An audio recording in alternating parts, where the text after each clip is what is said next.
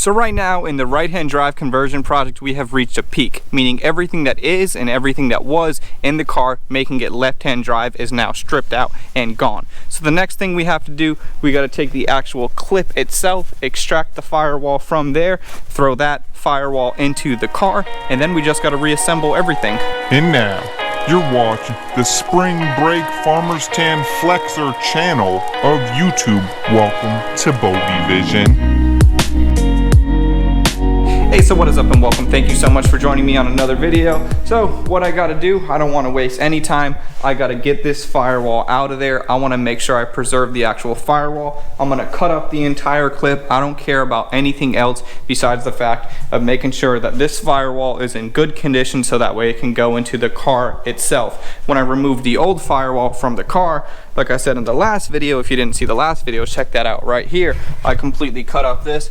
This was real nasty, so this is just going to be the same exact theory except opposite. I'm going to get rid of everything and take out the clean firewall.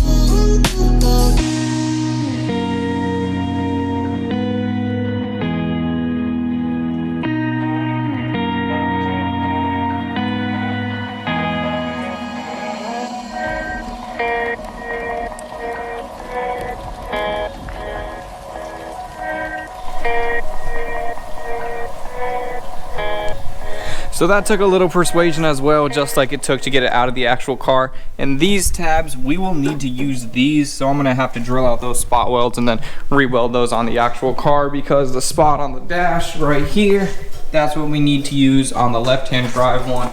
It's over there, so we're just gonna have to swap those two little things, and I think that's about it. Right now, we can already see how it's very close without cleaning it up whatsoever. I mean, take a look.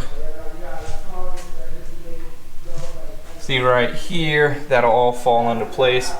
And then same with right over there, that'll all fall in. And then these sides, there and there, those need to be trimmed up quite a bit to just make it fall in there nice and snug. And it's gonna take a little while. So now it's just a matter of trimming away that extra metal, making the meat perfect, and keep this thing moving.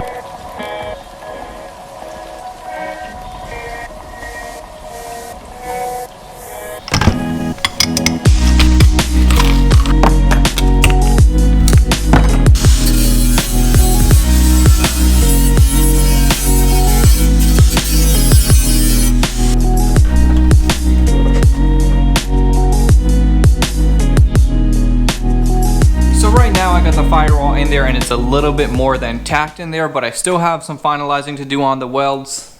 I'm trying to think of what I could say as far as advice for this. Something you got to look out for. This metal is pretty thin, so you got to make sure your welder's turned down quite a bit. Just go slow, be careful, make sure your welds are nice and neat, and make sure they're strong, because the main thing is we want the car to be just as strong as it was, if not stronger. And then afterwards, the seam sealer is going to come in and hide any of those ugly, nasty welds. As long as those welds are strong, you should be good to go.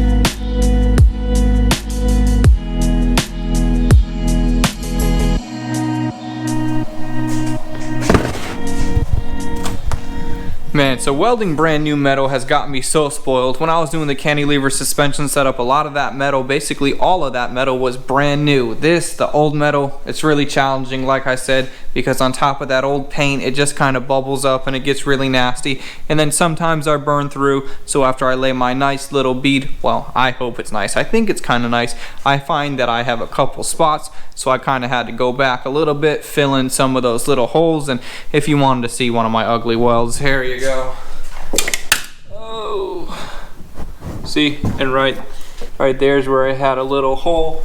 And all the stuff in the engine bay that I can't get, I'm gonna get it on the inside as well. It's gonna be a lot stronger that way. And also, like I said, a lot of it's gonna get covered with seam sealer either way, but that's no excuse. I still wanna make it as nice as I possibly can. So now, coming to the end of the day today, what I wanna do is I wanna throw the right-hand drive dash in the car. That way I'll get really pumped to wrap this project up, get it back to the owner so he can get it back on the road. And also, we still gotta paint the engine bay, so that'll be coming really soon as well. But before we actually put the dash in the car, there's one little thing that I wanted to point out to you. We have this bracket right here, and I'm showing you on the clip so that way we can see it a little better.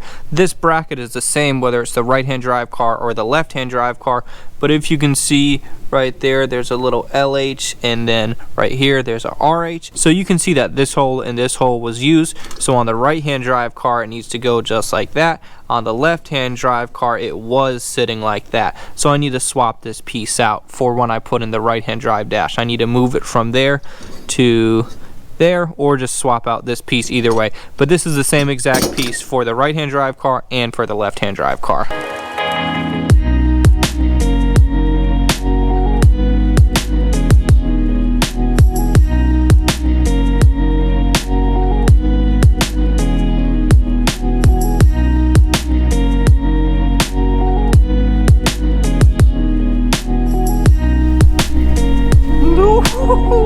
RHD. Killing it, son. It makes me so happy to get to a point like this in a project where I can actually see the end goal, even though we are so far away. It is just awesome to kind of see the car more of a right-hand drive car than a left-hand drive car, because the entire firewall dash, and we also got the cowl because we're going to be using the right-hand drive wipers rather than the left-hand drive wipers, because we got to do everything all legit, everything that we possibly can. And I'm just so excited at where we're at. So in the next video, we got to keep working on the car. I got to do all the seam sealer, we got to get the bay prepped, and then the bay painted, and then the entire car put back together. Got the right-hand drive subframe that we got to get put in the car, and I'll show you all that stuff in those videos to come.